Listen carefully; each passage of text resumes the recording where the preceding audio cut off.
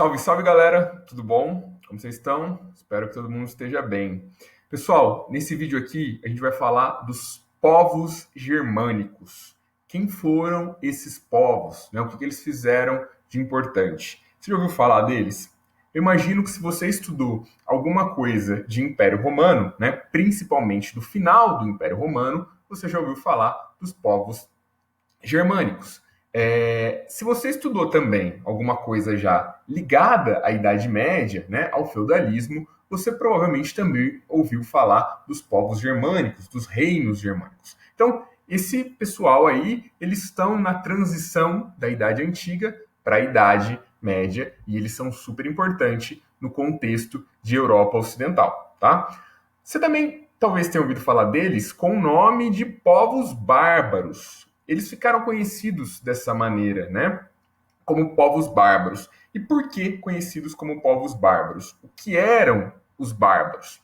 Bom, a ideia de bárbaro, galera, ela não vem dos romanos, né? Apesar dos romanos entenderem os germânicos, os hunos e outros povos como bárbaros, essa ideia de bárbaros vem desde lá dos gregos e era uma maneira de identificar aqueles que estavam fora das suas fronteiras, aqueles que tinham uma cultura diferente, língua diferente, aqueles que não acatavam, inclusive, as regras ali, né? Principalmente no Império Romano, que era um império com a política centralizada, com uma cultura bastante presente, apesar de o Império Romano também agregar várias outras culturas por todo o seu processo de anexação. Mas, enfim, a questão aqui é entender que os povos bárbaros eram aqueles que não eram romanos, né? Aqueles que estavam para fora das suas fronteiras.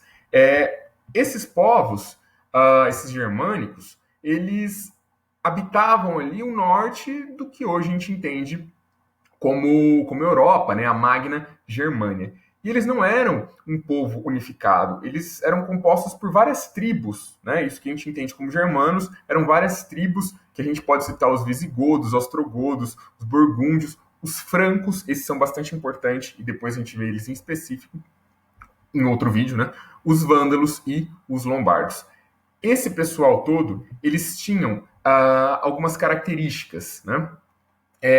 Uma das principais características eram que os povos germânicos eram povos guerreiros, eram povos que adoravam a guerra. A guerra era parte da vivência deles, né? Era atividade de maior prestígio. Eles viviam bastante, inclusive, de saques, de irem em outras tribos, em outras regiões, inclusive no Império Romano, e saquear as coisas desses lugares. E eles eram compostos por comitatos. Diferente do Império Romano, que tinha um imperador, né, lá no final da sua história, que tinha uma centralização de poder, os germânicos eles viviam de uma maneira descentralizada, politicamente falando, né? E eles eram compostos por esses comitatos aí, que eram assembleias de companheiros onde eles dividiam os espólios de guerra.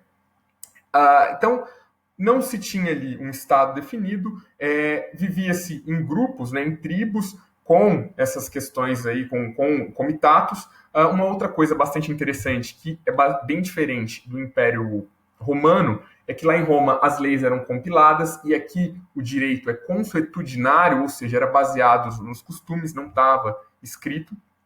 Isso mostra, né, uma sociedade onde uma ideia de Estado é algo bastante frágil, então a política é descentralizada, o direito é ali, né, na palavra, nos costumes e não escritos, as regras não estão escritas. A família, né, é bastante importante, é a base dessa sociedade. Vamos mais uma vez reforçar que era uma sociedade com características tribal. E a religião era politeísta.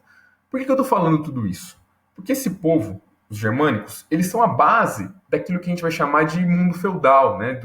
O sistema feudal ele é composto em grande parte com características dos povos germânicos. Por isso é importante entender essas características. A questão da importância da guerra, a questão de assembleia de companheiros e a ideia de fidelidade, né, entre um chefe e os seus correligionários ali, aquela galera que vive junto com ele. A ideia do direito não está escrito. Então, isso tudo vão ser características que depois a gente vai ver lá no feudalismo. Bom, esses povos foram importantes por colocar uma pedra final ali na Idade Média, quando eles dominam o Império Romano do Ocidente. Mas essa entrada dos germânicos no Império Romano, ela não se dá do dia para a noite, né? História feita de processos, e esses processos são longos, né, em alguns casos, como aí.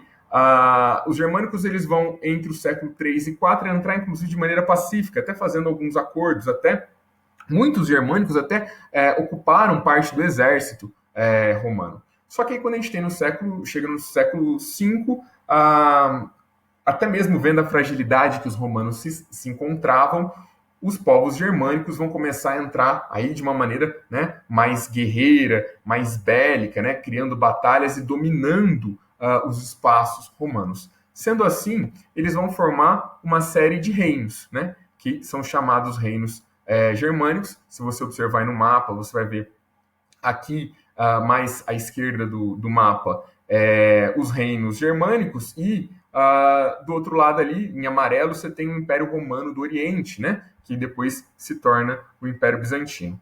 Do lado dos reinos germânicos, eu vou destacar o Reino Franco, né, que depois também fica conhecido como Império Carolíngio, que é ali o máximo de centralização política que a gente vai ter na Europa Ocidental durante o período medieval. Mas isso aí é história para um outro vídeo. Beleza, galera? Até a próxima.